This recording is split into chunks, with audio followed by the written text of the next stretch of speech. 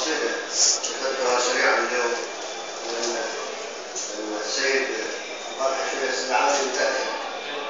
كانت عندي قصيدة لكن لا تناسب الموضوع.